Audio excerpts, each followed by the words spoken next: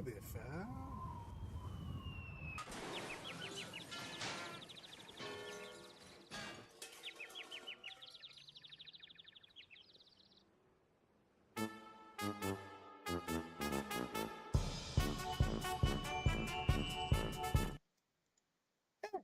Want to talk about Eldar? You know you I do. guess. It's weak sauce. That's hurtful. How are you not as excited as I am about the pointy-eared bros on the go? I was gonna make this on the afternoon, but I was kind of busy, and then I decided to make it at the end of the night because I had wine. I went and saw my boy Anthony play. He killed it tonight. And I do nothing. There's 8 detachments. What are the chances they're all going to be good? What are the chances that some of them are good? Probably 5 of them are. So one of them is really good. 4 of them are going to be okay. And then 3 of them will be meh. I don't think any of them will be terrible. I can see that. Because we've got the Windrider host, Guardian Battle host, which will just be probably like Uthway basically. Spirit Conclave, which will be Iandan, Wraith constructs and stuff. Steer Council, I don't know who that's supposed to be based on, but Aspect Host, which is going to be like Beal-Tan, is pretty good. Then we got the Ghost of the Webway. I'm assuming that's just a Harlequin. And then Yanari is the Devoted of your name. I'm very excited because they said that basically the guy that wrote, one of the community writers, that his Beal-Tan army is already patterned after Court of the Young King. And the Court of the Young King's boss mode, because it's all the shrine stuff and the avatar rolled into one. Court of the Young King also used to be able to infiltrate, which is hilarious. Also, hold on, I'm going to put my own chat in here. Boom shaka laka. So let's talk about the detachment rule for the aspect host, the path of the warrior. And I think this is super good. It feels really, really. You get really too excited. You get scared when I see Brandon get too excited about playing. I've been super excited to play Eldar for like a long time now. And I was so mad that they were so ridiculous in the beginning. So I'm super pumped now. So Path of the Warrior, aspect codes, the detachment rules. Anytime you're selected to shoot or fight, select one of the following abilities for it to gain until the end of the phase. Each time a model in the unit makes an attack, reroll 1 to hit or reroll 1 to wound. I think that's super strong. You know what I mean? We used to get the regular Eldar detachment rule was reroll a hit and a wound. I think this is amazing. Rerolling ones is always good. Nickelbat in the house. Woot woot. What do you think about this? I think this is super strong, dude. Yeah, I mean, it seems pretty strong. So it's each time, right? Each It's just phase period. when you fight It's or when you unlimited, shoot. basically. Just it says each time an aspect warrior and avatar arcane. So it's not everybody, it's only aspects. But like to be fair, I'm thinking about running 4 or 5 Phoenix Lords and aspect warriors that go with them. I think it's going to be an awesome deal. You know what I mean? You've got a lot of like high strength, really good attacks in a lot of these things. And I think they're super sweet. They've also got pretty good, the stratagems they showed were pretty awesome, dude. Like they've got the fight phase. Effectively, it's a long fucking deal, but the final breath is fight on death, and it's a fight on death on a 4-up, but you can make it a 3-up. And apparently, all aspect warriors get a token or 2. You know what I mean? Because it says remove 1 aspect shrine token from your unit. I've seen a couple data sheets, but can't talk about anything that haven't put actually out yet. I don't want to talk about leaks, but I've seen that. So apparently, you get X amount of tokens, and you can spend them on different things. You know what I mean? Which I think is pretty cool. I like the fact that I loved Battle Focus. I thought it was super cool. I love that it's limited, but it gives you a lot of options per turn. I'm really excited for Eldar so far. Everything seems very good, but they make you make a lot of choices, and I think that's a big deal on it. Yeah, I like the preternatural precision. That's a good one. Oh, That's a that's good huge. strat. Let's go into this one. So it's your shooting phase. 1 aspect or unit from your army that has not been selected to shoot. Each time you use the stratagem, you can remove 1 aspect shrine token, see data sheet, then select one of the following abilities or select 2 of the following abilities if you removed an aspect shrine token during this use of the stratagem, which you're going to because it sounds awesome. Ignore cover, lethal hits, sustained until the end of the phase. All the ranged weapons have this. This is a big deal, man. Just like, because they've got a lot of stuff that's AP1, AP1 and AP2, especially when you see the striking, or not striking scorpions, the stupid spiders. Spiders are AP1 now. If you can just ignore cover on them, that's pretty boss mode, especially, or lethal hits, you know. I think this is gonna count. The kits always, that is true, Zoobs. They do come with the tokens.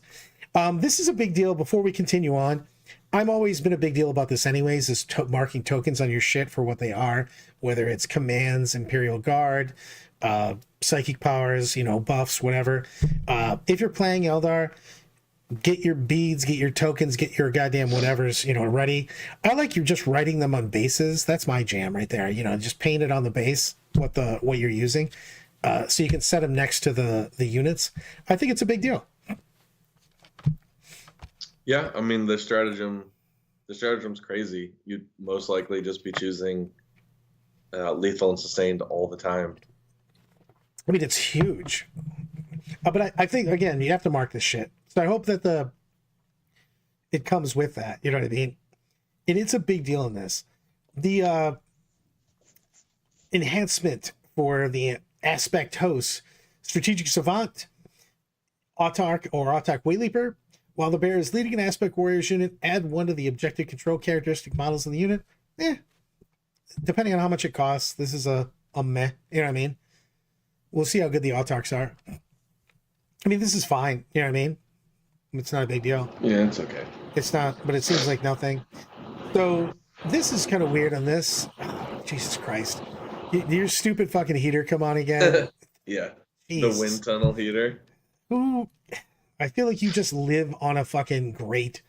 You're just a homeless guy with a camera. Strands of Fate finds a new home in the Seer Council detachment.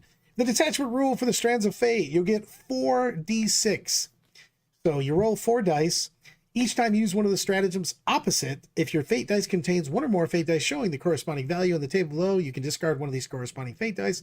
If you do, reduce the CP cost of the use of the stratagem by 1 CP. This feels like 9th edition Strands of Fate dice, but worse. I don't care at all about this. If someone's going to figure out a way to abuse this, but like it just seems meh.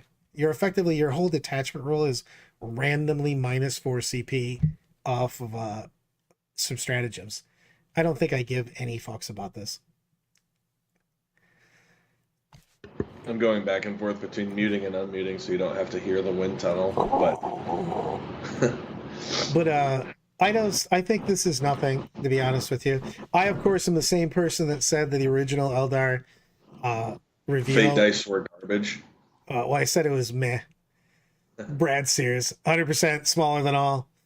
They do have some fucking things, though. So, like, Untrodden Truth, your movement phase, an infantry unit, excluding Wraith contracts, that's a big deal, so it's not going to work on Wraith Blades or Wraith Guard. That has not been selected to move this phase and is within 9 inches of one of your psychers. Remove your unit from the battlefield, set it up anywhere on the battlefield more than 9 inches away. This is a boss mode strat because it's basically deep strike on, you know, from the board across the fucking thing. Now, they did do a really good deal here because they say until the end of the phase, your unit is not eligible to be selected to move, so you can't shoot and scoot or do anything else that would make you move, because then this would be like super broken. So, and then they got Psychic Shield, which is effectively just 18-inch lone op for a unit on it. I think these are both really, I think Uncharted Truth is wildly better than the other. Yeah, Uncharted Truth is really good. Remember when the lone op strats used to be 12? Like 18 is still a big deal. Early, it's just... Yeah, but once the game starts going, once you're, you know, tier 2 plus, I can get within 18 of almost anybody, you know what I mean? So it's pretty cool, you know what I mean? So we got the Lucid Eye enhancement for the Seer Council. In your command phase, you can add 1 or subtract 1 from the value of 1 fate dice in your fate dice pool. The Torque of Morhag, or Morhag, actually, it's one of the gods. Once per turn, when your opponent targets a unit from their army within 12 inches of the bear with a stratagem, the bear can use this enhancement. If it does, increase the CP cost of that usage by 1. Basically, it's fact. You know what I mean? So I like the fact that they did this, though, because I do hate the fact that Vex now an aura for everyone. I think this is 100% better. I mean, it's worse for, you know, the army power level, but I think it's way better from a tactical way to play the game. You know what I mean? You get to pick and choose. Do I want to shut down one stratagem? Are they going to use another stratagem? You know what I mean? Is it worth it to use it right here? So we haven't seen like Rangers and shit yet. So I want to see what the price is on all that stuff. Because if like in the last book, the best, you know, action monkeys were Rangers and Scorpions because of forward deploy and the cheapness of them, 55 and 65 points respectively. So maybe on this, I think that's really cool on that. What are your fucking thoughts on this? Like your original thoughts on these ones that they showed us? I mean, I like Path of the Warrior, and these strats seem pretty good. I'm not 100% sure on the Strands of Fate yet. I'd have to really like dig into it more to understand it and see how it functions. I mean, but like, go ahead. I mean, just top of that. In my mind, I agree with you 100%. It just, I just think that Aspect Warriors really can use the battle focused, you know, the battle focus. They can really use the battle focus advantages. No Overwatch, +2 to move. You know, the vehicles zooming up when you need them to if you're running transports. I really want to see what the Hawks 100%. I think they're not. From what I've seen so far, this is what I think. I think the Army is going to be very strong in the top levels of people playing, but I think that the floor is really low. So far, this is, again, I've only seen a little bit of this, but so far what it looks like is if you make great decisions, you can have a super high ceiling, but I think the floor is going to be really low because it looks like the wheels can just come off this thing at any point because they just don't have like bananas busted shit that we saw in the beginning. Right. So outside of that period, right, Eldar has always required finesse to play. This is just it's going to require you to have finesse and make sure that you're setting up and playing correctly so you don't get hit. You're T3 most of them. You know? Yep. And I think you're going to be rewarded heavily because this aspect, re-rolling ones to hit or re-rolling ones to wound and getting extra movement, ignoring Overwatch, you know what I mean? You're effectively getting 4 free strats every single turn from battle focus as your detachment roll. As your army roll. And then your detachment roll in this Path of the Warrior, the aspect host looks really good. I haven't seen it in the other ones. 100% I feel like this should be. I really think, and they took away, this is from a leak, but whatever. I saw the spiders, and having AP1 on them makes a big difference, though. Especially if you can ignore cover with that strat. They don't have dev wounds anymore. I hope Dire Avengers are better than they were. The Dire Avengers were amazing in 9th, and then they kind of meh in 10th. I played them. I tried to make them work. Yeah, without spilling the beans, like the spiders are pretty good, but holy shit, the Cactus, whatever the spider lady is, she fucks. Like she's well between good. Her and the fucking the Exarch, that's 20 attacks. Yeah, and they can fucking jump up 24. You know what I mean? That's going to be some shenanigans. Exactly. Spiders now natively ignore cover. That's true. They just ignore cover because they have Torrent and Torrent, ignore cover, and something else. They don't have Dev anymore. Hail of Doom. Movement skill ceiling, 100%, Patrick. It's I believe that a billion times. I think it's going to be a big. Oh, don't, Madam Web. Don't put that on me. Don't you put that stinky Madam Web mojo on me. Did I tell you I tried to watch that movie, Kyle? No. So this is how apparently how much I hate myself. Over the weekend, a couple weeks, like this a month ago or so, I tried to watch Madam Web, the movie, and it was one of the worst movies I've seen in the last at least 10 years. And then I tried to watch The Acolyte, and I don't know what I was thinking, but that was a weekend of not great video. Oof, not my favorite. Not the worst thing I've ever watched, though. I've watched some bad stuff. I'm also friends with Brandon, and he watches all of the Cocaine Bear and all that kind of stuff. The shit movies that are still entertaining. Yeah, those are like Mystery Science 3000, funny. Madam Web was Just I couldn't make it all the way through. It was insanity bad. I walked out of a movie in my own house. You had to go upstairs where the wind is blowing through the cracks. Yes. Woo! It was bad. Ugh. The Dark Elder had me for the weekend. Yeah, it was fucking terrible. I'm trying to couple these with. I should just put up all the shit the Snake sent me. I have seen like a shit ton of fucking leaks. Somebody has the codex and they're just taking pictures. You just see their hand holding it. Also, but exactly. By the way, Zoobs, Brandon owns Velocipaster. That's a real thing. So yes, I want to be careful talking too much about the leaks, but there's some interesting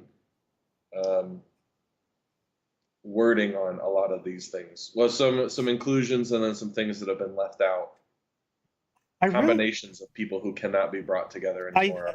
I think it's a big deal. I think that they've really learned from the shit that got broken in the past.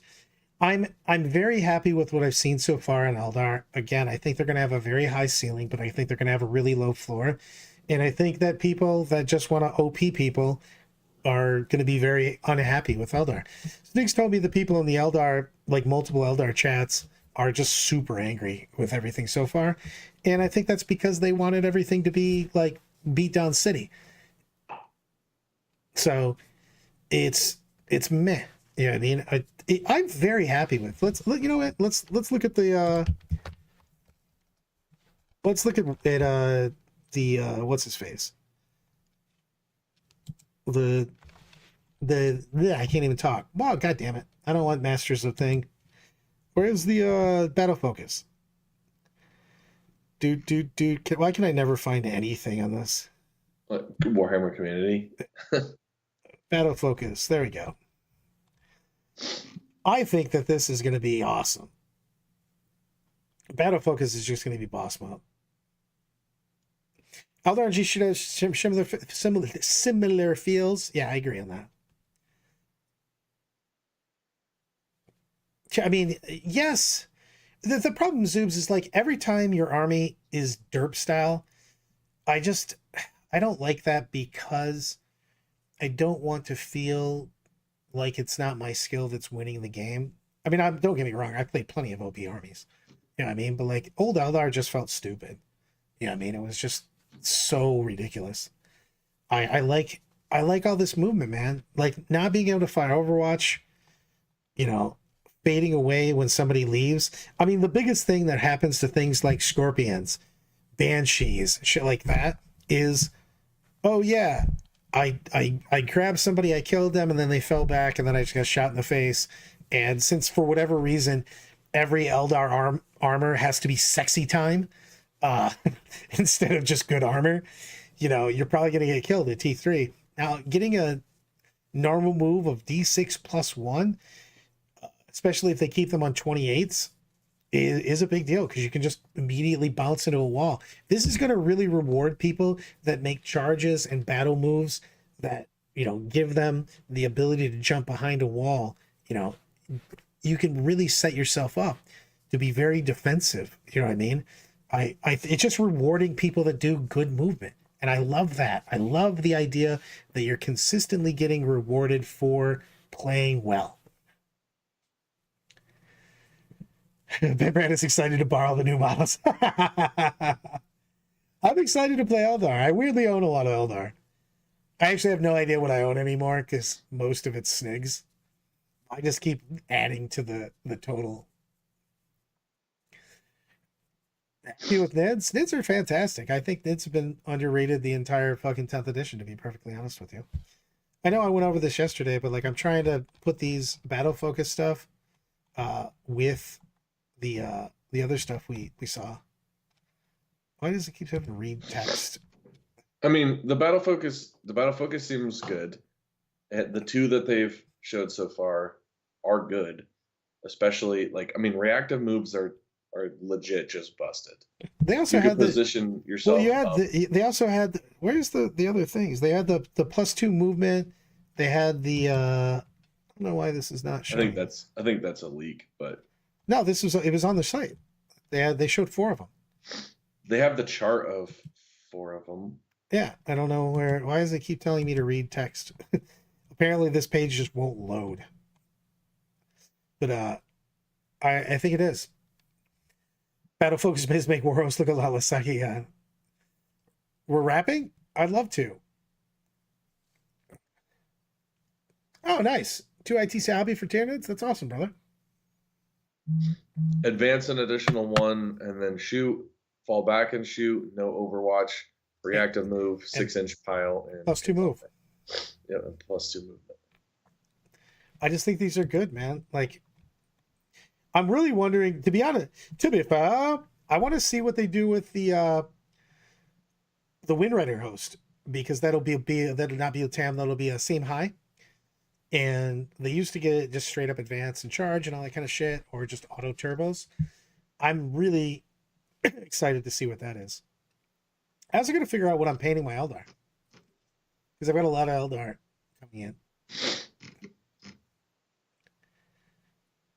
All right. Well, we don't have tons left to talk about Eldar, and only like 20 minutes before you have other commitments. Let's talk about Oh yeah, I'm going in a second here. team chemistry. We're getting into the new season of teams. Everyone's going to start amping up their efforts, and ITC is the official end and beginning of the season. So we're on a new season. Like, where does this army fit into team? I just want to talk about teams in general. Like, what are the how to build teams, how to plan teams, how to get people on the right army. Because we're right now, like, what's our big conversation over the last 2 weeks? Am I on the right army? Probably not. That's a big part of developing a team. It's a big deal in this, and like for instance, I'm going to keep it semi on Eldar on this, because what you need in a team concept is you need the ability for a couple people to score points no matter what. You need 1/2 armies that are designed to get good matchups and pummel. And then I think you need 3 armies. If you're talking about a 5-man, I think you need 3 armies that can win. You know what I mean? But are never going to lose big. And they have the option to win most of the time. So I think that's how you design your team. You do 2 hitters and 3 people that can just weather no matter what. That's my opinion. Always has been. But I've always kind of I always want my players to have an opportunity Boom! Buckeye host in the house. I'm in like Flint. But I think that's a big deal in that. You gotta give people the chance to play. I don't like skewing hard into anything. I did not like how we built our ATC. We won ATC, knock on everything. But I thought we skewed too hard. And I felt like we didn't give everybody the chance to play. So like armies like this Eldar, I think are going to be able to play against most anything, and they'll be really good in the teams. This would be like an all-comers list, right? This would be something that you would bring, that someone can pilot well, score points. But it has to be somebody that's really, really good with this. A really good pilot with this, with an Eldar army, is going to be able to just play against almost anything. And Zoobs, I will 100% send you my army if you will paint it Ohio State. And I will have one of my Wraith. I'll bring a Wraith Knight just so he can have a built-in. So I like that quite a bit. You know what I mean? I like the idea of armies that are like this, though. That's my style of 40K, though. I like to just play the game and always have a chance to score points. Also, I'd really like to have this guy's Beal Tan army, because it looks boss mode, and he has so many Wraith Lords. So many Wraith Lords. This looks fantastic. So why are their heads banana shaped? It's their stylistic stuff, to be honest with you. The real thing on that is they've got the Spirit Stone in the middle of their chest, and the whole thing is that anybody that's in the Infinity Circuit, because they have to trap the spirit of the Eldar, because if you don't catch the spirit, the soul basically, it gets eaten by Slanesh. All Eldar souls, if you don't trap them, like the Exodite worlds have a world. The Exodites have basically an infinity circuit that's the world they call a world engine, and then the spirit, the craft worlds all have an infinity circuit that goes through the craft world, but they have to have spirit seers and warlocks around them because all of those people basically live halfway between life and death. So like the old rule for wraith hosts was they had a chance to do nothing because they couldn't figure out what was real and what was, the spirit world. So I think that's a big deal in that. I'm kind of a big deal with orange. I do like orange quite a bit. It's something that I can actually see. Should I model Howard? Yeah, Will Howard's fucked up hand. Dark Eldar tech. Weirdly, I like having my Dark Eldar and my Eldar separate. I mean, Ynnari's a very good storyline, but I've never liked it on the board as much. As much as I like to be OP and play overpowered shit, I'm still kind of a lore idiot. So I like certain things on the board. I've never liked my Dark Eldar and my Eldar together very much, to be perfectly honest with you. Like, I want my army to make sense of the board. And I know that's old man talking, but like, it's too ingrained in my mind that I have to have some sort of comp reason to have a thing. What is this?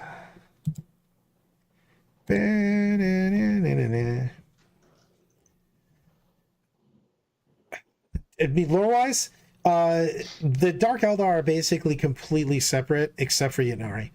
The craft worlds all left them behind because they thought that everybody thinks that the craft worlds were like 2 seconds away from the explosion of the Eye of Terror when the fall happened, but the craft worlds were all leaving it at wildly different times, by the way, but also like a long time before everything happened. Like, a lot of the craft worlds were fucking way far away by the time the fall happened. So it's a big deal in that. The craft worlds do reincarnate. Eldar life used to just reincarnate, period. That's why they didn't care. Life or death didn't matter because Eldar souls would be reincarnated all the time. Now you have to basically do the infinity circuit, so they do kind of. Oh my God. Fuck you, Corey. I'm never going to live this down. And I stand by this, by the way. The original 10th edition, or it was the first goddamn reveal, and they showed Guardians and like a gun or something. And I was like, this isn't going to be that good. I don't think it's very good. And I've never lived that down. It gets brought up all the time. Also, fuck you. So do you want to make a really horrible call on this one too? Just get ahead of it. Yeah, I mean, Zoobs did fucking yell at me. He's like, you had such an opportunity. You could have rated all of this C tier. Again. So what's going to happen now is you're going to say this stuff looks real good, and then it's going to be terrible. Probably. It's going to come out and it's going to have a 34. I'm fucking playing it, though. I've stopped playing Eldar for too long. I'm playing them now. I'm super excited. I ordered a bunch of Phoenix Lords. I want to play Aspect Warriors and Phoenix Lords. That will make me happy. And it looks like that's going to be a real possibility, and I'll be super excited to put it on the board. I think it's going to be a very generalmanship army. You know what I mean? If you're really good with it, I think you're going to be able to abuse it. I think it's going to be very, very good. Also, just getting consistency, man. Between battle focus and the aspect host rules for the detachment, and we haven't, like I said, we haven't even seen the Wind Rider or the Wraith host. The Wraith host might be badass too. I really like Iandin. So if they make a really good Wraith host, I will play the shit out of that. C is for Chester. I did not see the Wraith Knight, you fucking cock. We did not see the Wraith Knight in the reveal. Screw you. But I think this is going to be. I'm very excited for this. I'd like to see I wish they would have showed the Wraith host. If anybody has the Wraith host, send it to me in chat. because I'd really like to check that out if you've got the leak for that. Because I'd really like to check that out because I might play both, to be honest with you. I think that the aspect host attachment and then the wraith host, if it's good, are the two things that I'll be most interested to play. Because I really like the idea of wraith host. Also, if you haven't watched it, go to Warhammer Plus. The Eldar thing on Hammer and Bolter is fucking amazing. It's the best episode. But it's not even close. So good. It's fantastic. They did a great, hit it out of the park with that one. So I think that's a big deal on that. But I'd like to see either one. To Brad Chester, oh God.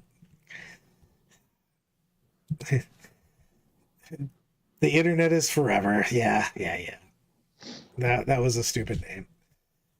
But yes, I don't know. I'm very excited about this. What do you guys think? Like, what would you like to see in the Wraith host and the Wind Rider host? What would you like to see? I know you don't even like Eldar, but I would like real not being sarcastic. I would like to see some kind of like new interpretation of psychic for them. oh, dude, I cannot.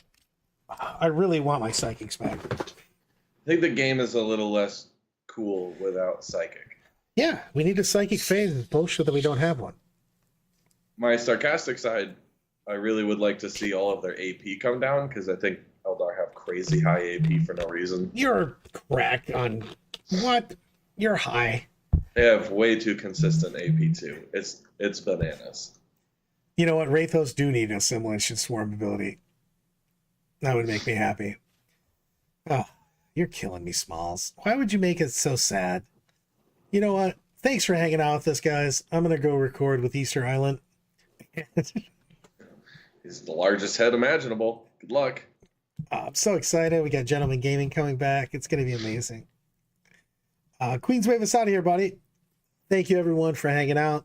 Put your stuff in the comments, though, if you would, please. I'd really like to see what everybody wants to see from their Eldar. And on that note,